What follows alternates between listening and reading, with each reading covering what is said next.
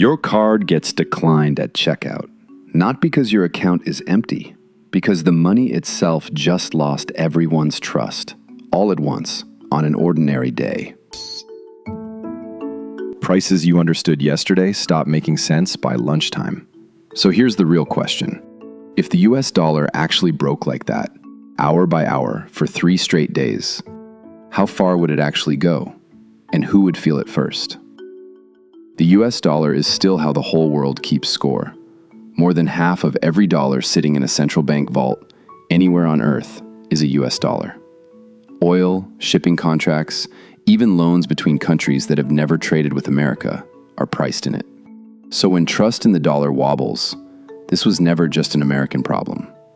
Let's build this properly, not a guess. An hour-by-hour timeline grounded in things that have actually happened before, somewhere, at some point. Let's start the clock. Hour 1. Somewhere on a trading floor, one screen updates. A major foreign buyer of US government debt has quietly stopped bidding for more of it. For now, it's just a headline scrolling past. You haven't seen it yet. You're still on your normal commute. Phone in your pocket, nothing on your lock screen worth stopping for.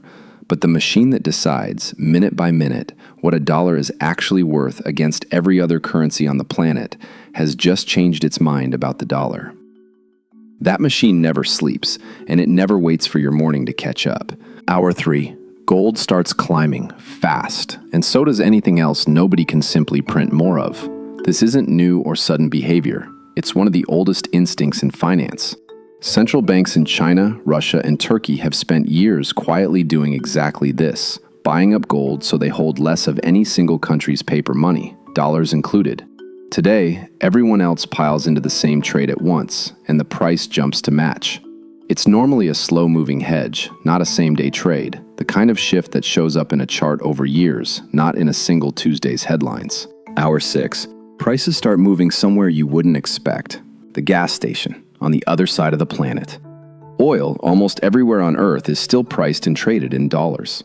If oil-producing nations decide they'd rather be paid in something else, euros, gold, anything but a currency losing trust, that price shock does not stay inside America. It shows up at a fuel pump in a country that has never even held a dollar bill. It's one of the quiet reasons a currency's fall is never really just a local story. Day 1. Lines start forming outside banks. This part moves faster than most people expect. Back in 1893, banks partly froze cash withdrawals within 2 days of a panic starting, and the shortage of trusted cash that followed didn't fully clear until autumn, months later. That was over 100 years ago, run on paper ledgers and telegraph wires. In 2023, one U.S. bank lost a quarter of all its deposits in a single day, entirely online, before regulators could even step in. What took weeks to unfold in 1893 can now take hours. Picture your own morning inside Day 1, wherever you live. You open your banking app and it still works technically.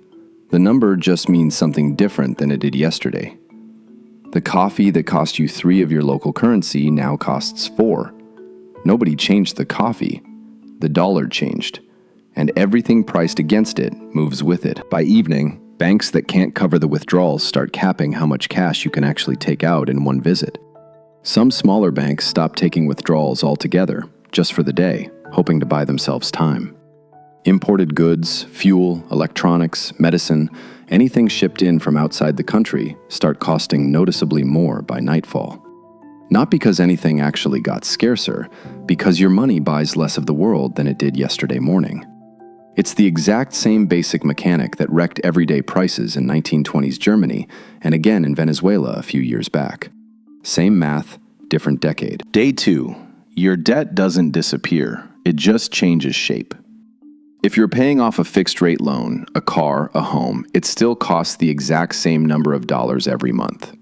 You are not forgiven a single cent of it just because the dollar is worth less. Some people even come out ahead here, slowly, if their pay ever catches up to prices. But a loan with a rate that can move resets higher, fast, as lenders scramble to keep up with rising prices. Either way, nobody is watching your balance quietly vanish. If anything, borrowing gets harder and more expensive right when you need it least to. And banks get pickier about who they'll lend to at all. Ask for a loan the week after, and the answer comes slower and colder than it would have the week before. Here's the part almost nobody puts in these videos. A government isn't defenseless here. The Federal Reserve, the US central bank, actually has tools built for exactly this moment. Emergency lending to banks that are short on cash, and swap lines that let other countries' central banks borrow dollars directly from the source, so the whole global system doesn't seize up at once. These tools buy time. They don't fix everything by themselves. But they're not glamorous, and they're not fiction either. They already exist, sitting ready before any of this ever starts. Day 3. If lending and swap lines aren't enough, there's a blunter option on the table, and it has been used before. In 1933, the US government simply froze the entire system for a full week. No cash withdrawals, no foreign exchange trading anywhere in the country until the panic cooled down. Shops stay open, shelves still stock. Money, for one strange week, just doesn't move. It's not a pretty tool. Printing more money to cover bills in the meantime has a cost too. It waters down everyone's savings a little more, on top of everything else.